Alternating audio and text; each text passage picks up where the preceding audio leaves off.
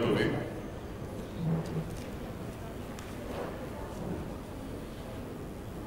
אני מודה קודם כל לאורי, כי גם אורי וגם רן רזניק בבוקר פחות או יותר הרימו לי להנחתה.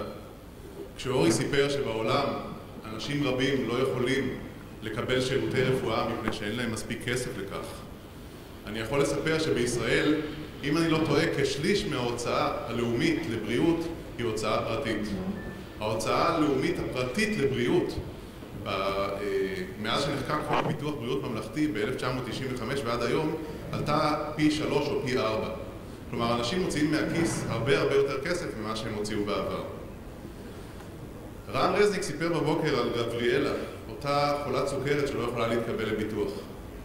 אז בואו נגיע לשורה התחתונה, היא כן יכולה להתקבל לביטוח. עכשיו בואו נסביר איך. בסוף המאה ה-18, עם פיתוח מנוע הקיטור ולאחר מכן הרכבות, מדענים טענו בתוקף שאדם לא יוכל לנסוע במהירות גבוהה מ-90 קמ"ש, כי ב-90 קמ"ש הגוף שלו יתפוצץ. אני מניח שאין פה מישהו בחדר שלא נסע במהירות גבוהה מ-90 קמ"ש. יותר מאוחר, בתחילת המאה ה-20, מדענים היו בטוחים ב-100% שאין שום סיכוי שגוף הכבד מהאוויר יכול להתרומם. יש פה מישהו שעוד לא טס במטוס? בואו נתקדם עוד קדימה. ב-1943, נשיא IBM, תומאס ג'ון ווטרס האב, טען בתוקף, אני חושב שיש שוק עולמי אולי ל5 מחשבים. אז אני מניח ש5 המחשבים נמצאים פה על השולחן, והשאר אצלכם בתיקים, בלפטופים, והרבה מאוד מחשבים נמצאים כאן בשימושנו. עד לפני שנתיים, אנשי ביטוח, רופאים, חתמים, מומחים בתחום טענו שאי אפשר לבטח אנשים חולים, שבן אדם חולה לא יכול לרכוש ביטוח, ואם הוא יכול לרכוש ביטוח אז בואו נחריג לו את כל מה שקשור ותנו שם רשימה ארוכה ומלאה של בעיות רפואיות שעלולות אולי להיגרם ואותן לא נחסה. ובכן מסתבר שזה לא נכון. על מה אנחנו מדברים? כמה אנשים? אמנם אנחנו לא מדברים על 70 מיליון מבוטחים, אבל כמות הישראלים עם בעיות רפואיות וכמות האנשים בעולם המודרני עם בעיות רפואיות היא עצומה. בואו נדבר על מספרים. יש בישראל כ-650,000 אנשים עם יתר לחץ דם. 600,000 חולי סוכרת. כ-500,000 חולי לב. 250,000 חולי סרטן. אני יודע שפה יכול מישהו לקפוץ ולהגיד, רגע, אבל רישום הסרטן הלאומי אומר שיש רק 120,000 חולי סרטן. אבל רישום הסרטן הלאומי עוצר ב5 שנים. האם אתם מכירים חברת ביטוח שמוכנה לקבל בן אדם לביטוח בריאות 5 שנים אחרי הסרטן? אז מסתבר שזה שרישום הסרטן הלאומי מפסיק לספור אחרי 5 שנים לא מונע מזה שיש לנו אוכלוסייה הרבה יותר גדולה ממה שהם רשמו בתור חולי סרטן לשעבר שלא יכולים להתקבל היום לביטוח. והמספר הוא כ-250,000 חולי סרטן. 200,000 חולי אסתמה.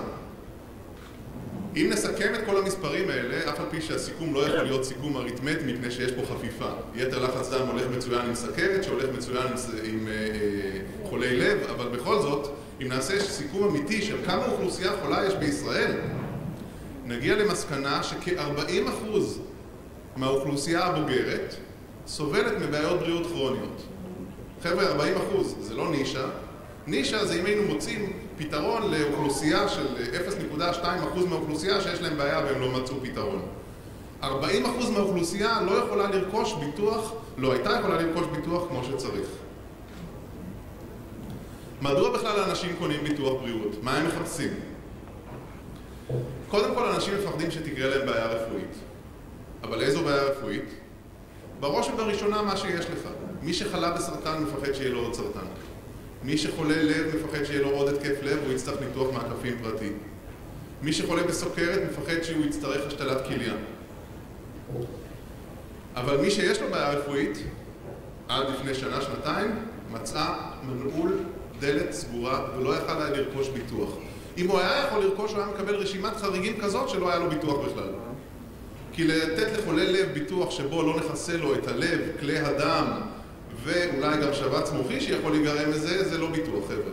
זה להגיד, בוא נחסה לך את הסרטן והאורתופדיה, אבל את הלב לא נחסה לך. ובכן, יש לזה פתרון. בואו ונדגים, אני אתן כמה דוגמאות של פתרונות שניתן היום לבטח. דוגמה ראשונה, ביטוח בריאות לחולי לב. ביטוח שיכול לכסות אדם לאחר שהוא חולה. כלומר, אדם שכבר עבר צנתור, עבר ניתוח מעקפים, עבר התקף לב, יכול להיכנס לביטוח חודש אחרי האירוע. זאת אומרת, סוכן הביטוח יכול להגיע אליו אחרי שהוא ישתחרר מבית החולים שבוע-שבועיים, לאסוף את כל המסמכים, לרשום תחילת ביטוח לראשון לחודש הבא ולעשות ביטוח שיחסה את הלב, לא יחריג את הלב. ומה הוא יחסה? ניתוחי לב פרטיים, יחסה השתלת לב בחול, תרופות שלו בסל הלב ואביזרים רפואיים שלו בסל הלב. יש כמה אביזרים רפואיים שלו בסל הלב, דוגמה אחת זה אותם סטנטים חדישים.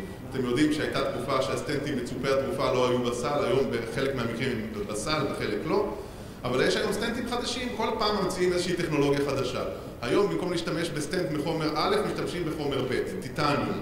ועל הסטנט הזה הוא עוד יותר טוב, והוא לא בסל, ומחרתיים ממציאים עוד סטנט חדש. כל הסטנטים האלה יהיו בפוליסה ויחוסו בפוליסה לחולי לב. וחבר'ה, אני מזכיר לכם, חולי לב זה אנשים שאנחנו כבר יודעים שהם חולים ולא מחלימים מזה. המצב יכול או להישאר קבוע או להידרדר. אם הוא מתדרדר, הפוליסה תיכנס לתוקף ותיתן מענה.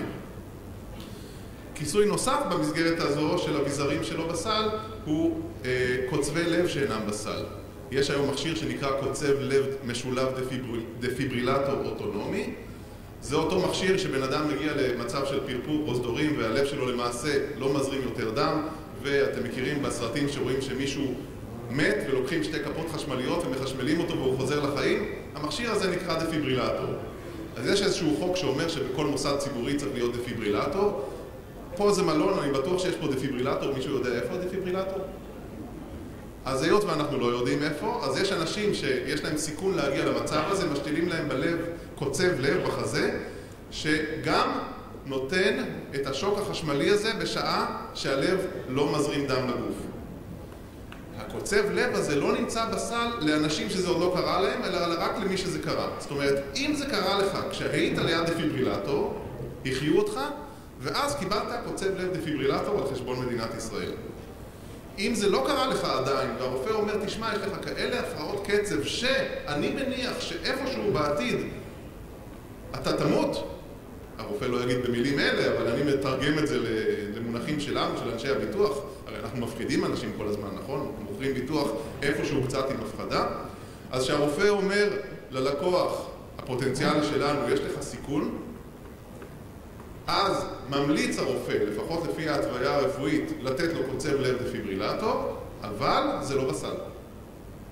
זו הפוליסה, שאם הוא נכנס אליה, כשהוא היה בשלב התחלתי של מחלת הלב שלו, שהייתה לו מחלת עורקים כליליים, שהייתה לו הפרעת קצב, אבל הוא עוד לא הגיע למצב קשה, הפוליסה תכסה אם תהיה לו החמרה. נכון, אי אפשר לקבל את כולם. נכון, אדם שמועמד להשתלת לב, כמו לדוגמה אדם שסובל מאי-ספיקת לב קשה, לא יתקבל.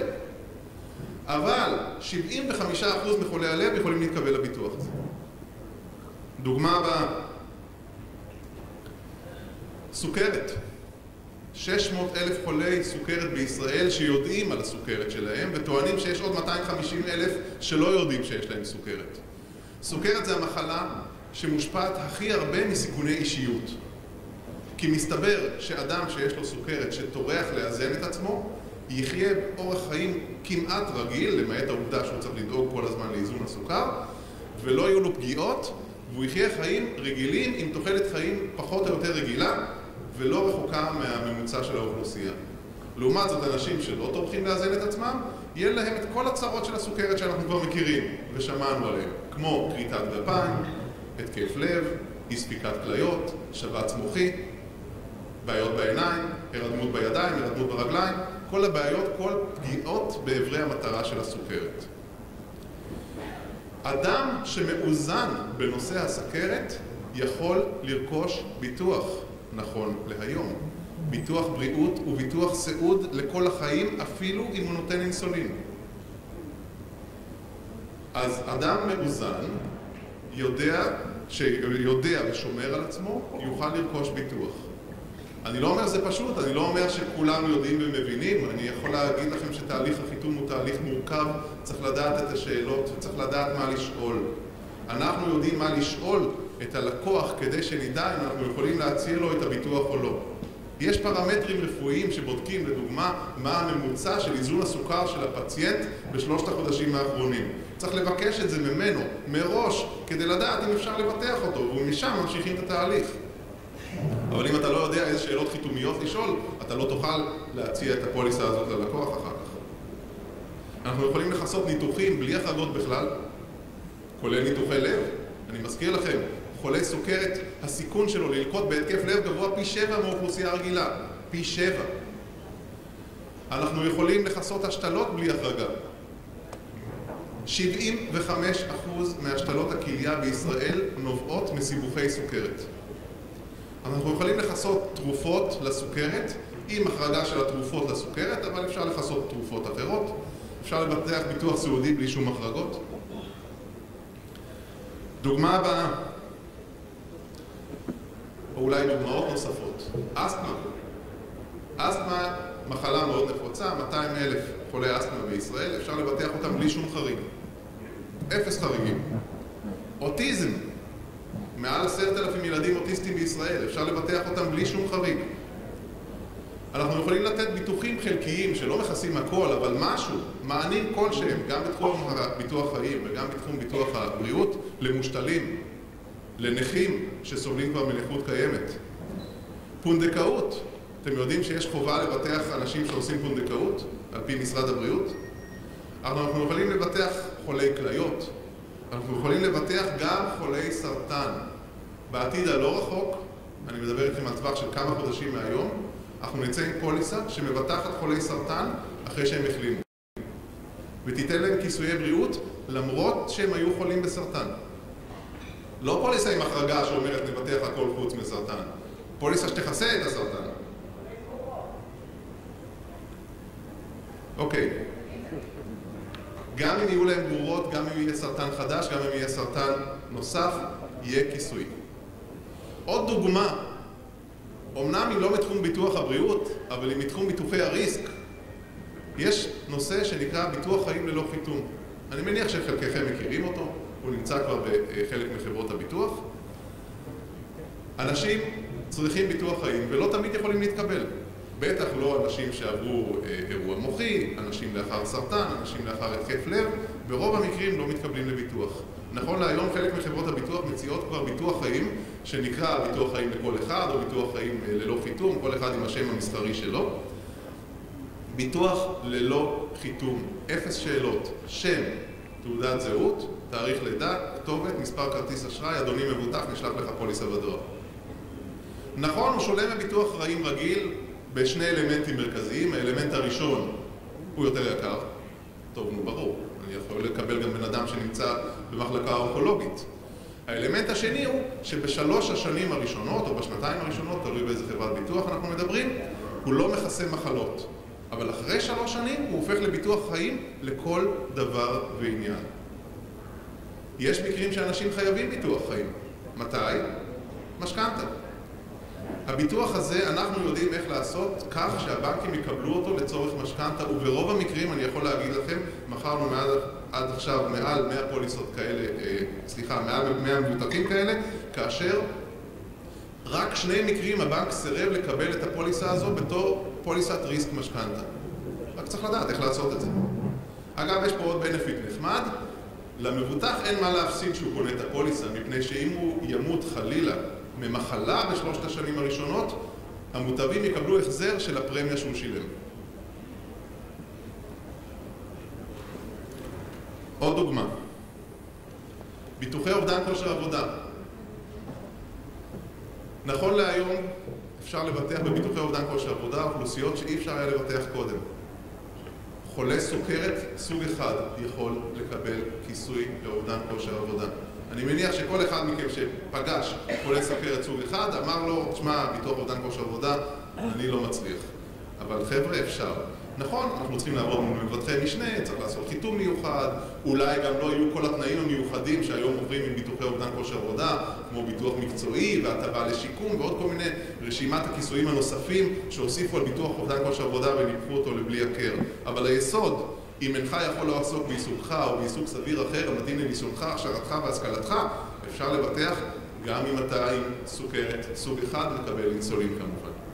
ויש גם עוד מחלות שאנחנו יכולים לקבל היום לביטוח אובדן כושר עבודה, למרות שברוב המקרים עד עכשיו אנשים חשבו שאי אפשר.